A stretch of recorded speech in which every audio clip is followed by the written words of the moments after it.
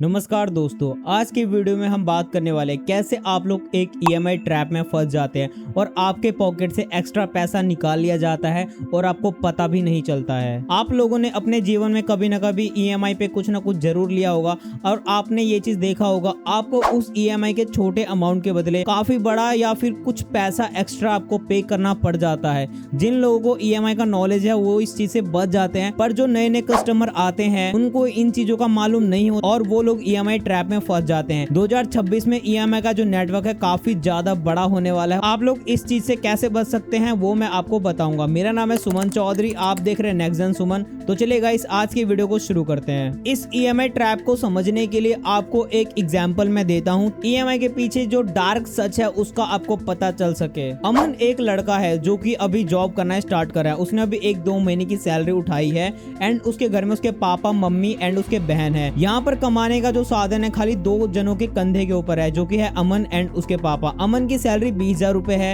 And उसके पापा की सैलरी 25,000 रुपए है। अगर यहाँ पर हम टोटल अर्निंग की बात करें तो 45,000 रुपए इनके घर का ओवरऑल इनकम है एक मंथ के अंदर। क्योंकि अमन एक मिडिल क्लास का बंदा है, इसलिए उसको अपने खर्चों पर बहुत ज्यादा कंट्रोल करना पड़ता है और वो अपने घर की काफी ज्यादा हेल्प करता है। अब यहाँ पर अमन के माइंड में थॉट आता है उसे एक नया स्मार्टफोन चाहिए। अमन के पास ऑलरेडी एक स्मार्टफोन है जो 20 से 25,000 का, पर वो अभी 1 साल पुराना हो चुका है।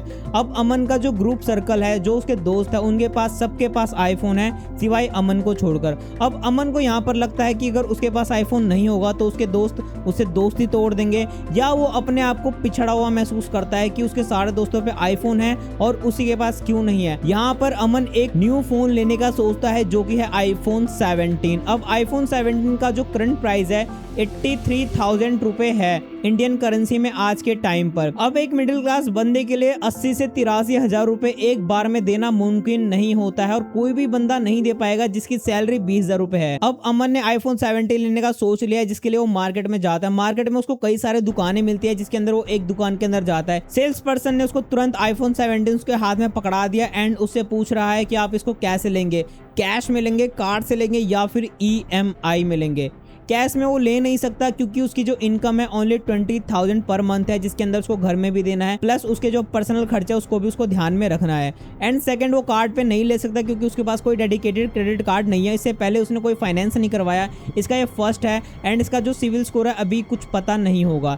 एंड रहा तीसरा ऑप्शन जो कि है ईएमआई, और अब यहीं से स्टार्ट होगा ईएमआई ट्रैप। इंडियन मार्केट में 3 कंपनी काफी ज्यादा फेमस है जो आपको फोन फाइनेंस करके देती है, जैसे कि HDFC, Bajaj Finserv and home credit. Aman का जो लोन है बजाज फिनसर्व से हो जाता है एंड यहाँ पर उसका अप्रूवल भी आ जाता है। अमन को उसका ईएमआई प्लान बताया जाता है जो इस तरह से है। फोन का जो अमाउंट है 83,000 है, लोन का जो टाइम पीरियड रहेगा वो 12 मंथ का रहेगा एंड इंटरेस्ट जो है वो 18% का रहेगा। यानी मंथली ईएमआई की बात की जाए तो 7,614 रुपीज का इसका मंथली ईएमआई आता है एंड 12 मंथ में अगर आप इसको मल्टीप्लाई करेंगे तो 91,366 रुपीज का ये इंटरेस्ट हो जाता है। यहाँ पर चौंकाने वाली बात ये है, जो फोन हमें 83,000 रुपए का कैश में मिल रहा था वही फोन ईएमआई में लेने के बाद 91 से 92,000 रुपए का हो गया। यानी मोटा मोटा 8 से 9,000 रुपए का एक्स्ट्रा कॉस्ट हमें पे करना पड़ेगा उस 12 मंथ के टाइम पर। माइंड में हमारे एक को क्लिक कर जाता है ये चीज कि हम एक छोटे अमाउंट को पे कर सकते हैं, 12 मंथ में हम इजी दे देंगे एंड हमारा फोन भी हमें हैंड टू हैंड मिलने वाला है। ओनरशिप यहाँ पर पहले दे दी जाती है। अब आप लोगों में से कई सारे लोग कमेंट करेंगे कि भाई बजाज के अंदर 0% फाइनेंस हो जाता है, 0% डाउन पेमेंट होता है, 0% इंटरेस्ट होता है। तो गाइज उन सब के लिए भी कंडीशन होता है जो कि अप्लाई किया जाता है। 0% फाइनेंस तब होता है जब आपने पहले से बजाज या उस कंपनी से फाइनेंस करवा रखा है एंड यहाँ पर आपने ज्वाइनिंग फीस अपनी पे कर रखी है, तब वहां पर आपका ज्वाइनिंग फीस नहीं होगा, लेकिन फिर भी आपसे प्रोसेसिंग फीस चार्ज की जाएगी एंड वहां पर 1,500 रुपए आपको एक्स्ट्रा पे करना ही पड़ेगा।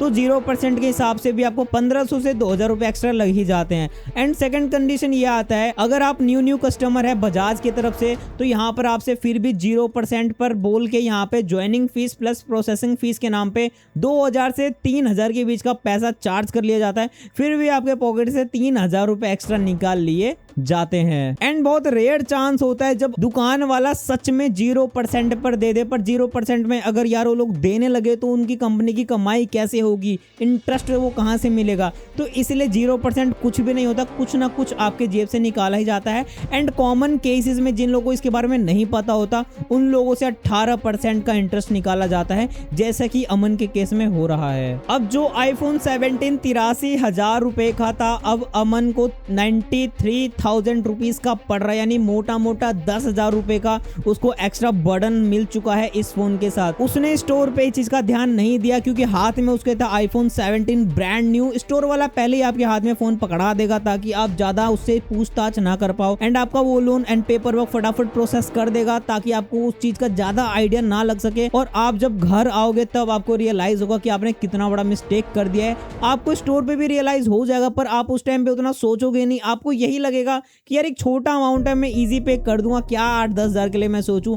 अक्सर बंदे यहीं पर फंस जाते हैं और कंपनी को मतलब के 8 से 10 हजार रुपए पे कर देते हैं। तो अब आप लोग बताओ ये एक EMI ट्रैप है या नहीं, नीचे कमेंट में मुझे बताना। एंड ऐसे इन्फॉर्मेटिव वीडियो के लिए मुझे फॉलो करके चैनल को सब्सक्राइब जरूर कर लेना। अब बात करते हैं अमन के लाइफ पर इस EMI का क्या असर होने वाला है। सबसे पहले अमन को हर मंथ टेंशन लगी रहेगी, उसको हर महीने 2 तारीख को EMI पे करना ही करना है, चाहे उसके पास पैसा रहे या ना रहे, उसको कहीं से कुछ भी करके उस 2 तारीख को अपने अकाउंट में पैसा रखना ही पड़ेगा। अब अमन जो कि 20,000 रुपए कमा रहा था, उसको घर में भी कुछ पैसे देने पड़ रहे थे, जैसे कि 6,000 रुपए वो घर में दे रहा था। वो जहाँ पे जॉब करता था एंड उसके जो फोन के रिचार्ज थे वो 3,000 से 3,500 का था उसका। वो बाहर में कुछ खा पी लेता था, उसके 1,000 रुपए अलग थे। कभी किसी मंथ वो कपड़े वगैरह ले लेता था तो उसके उसने 2,000 रुपए अलग कर रखे थे। और इस हिसाब से अमन 7500 रुपए हर मंथ के बचा रहा था अपने पॉकेट के अंदर। लेकिन अब इस EMI के आने के बाद वो 7500 रुपए नहीं बचेंगे क्योंकि वो EMI में जाने वाला है, यानी कि सेविंग जीरो हो गई, टेंशन आपको फ्री में मिल गया।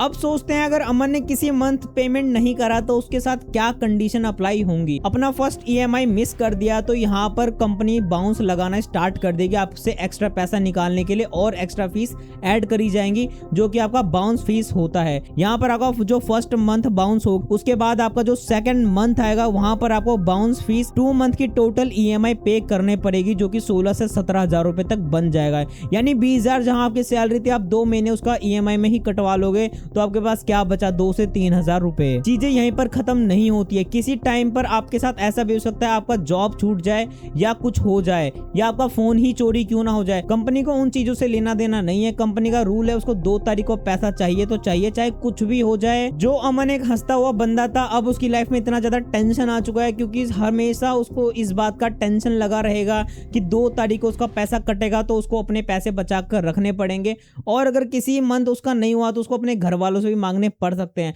यानी पूरी फैमिली भी टेंशन में, अमन भी टेंशन में। जो एक हंसता खेलता परिवार था अब वो टेंशन में डूब चुका है। इस एग्जाम्पल से मैंने आपको सारे पॉइंट समझा दिए जो कि एक मिडिल क्लास बंदे को पता नहीं होता और वो इस EMI ट्रैप में फंस जाता है। जैसे कि मैंने आपको बताया एक छोटा EMI आपको बताया जाता है पर उसके पीछे का जो बड़ा अमाउंट है वो आपको नहीं दिखाया जाता। यहाँ पर आपसे नो कॉस्ट EMI बोली जाती है पर उसके पीछे भी हिडन चार्जेस होते हैं। EMI की टेंशन अब आपको हर मंथ लगी रहेगी जब तक वो लोन आपका खत्म नहीं हो जाएगा। अपने EMI को बाउंस कर दिया तो आपका बैंक प्लस आपका जो क्रेडिट कार्ड्स होगा या स्कोर्स होगा उसको खराब कर दिया जाता है, जिससे आप लाइफ में कभी आगे अगर कोई लोन के लिए अप्लाई भी करेंगे तो वहां पर वो अप्रूवल बिल्कुल भी नहीं मिल पाएगा क्योंकि आपका जो रिकॉर्ड है पहले खराब कर दिया जाता है। तो ये तो हो गई हमारी EMI में फंसने वाली बात कि आप इन चीजों से फंस जाते हैं और आपको पता भी नहीं चलता है। अब आपको मैं बता दूं आप इन चीजों से बच कैसे सकते हैं। जब आप भी कोई एक नया चीज लेने जाएं, चाहे वो कार हो, चाहे वो बाइक हो, चाहे वो कोई भी सामान हो, चाहे वो फोन ही क्यों ना हो, आपको हर चीज का कैलकुलेशन प्रॉपर करना है। आपको चेक करना है EMI में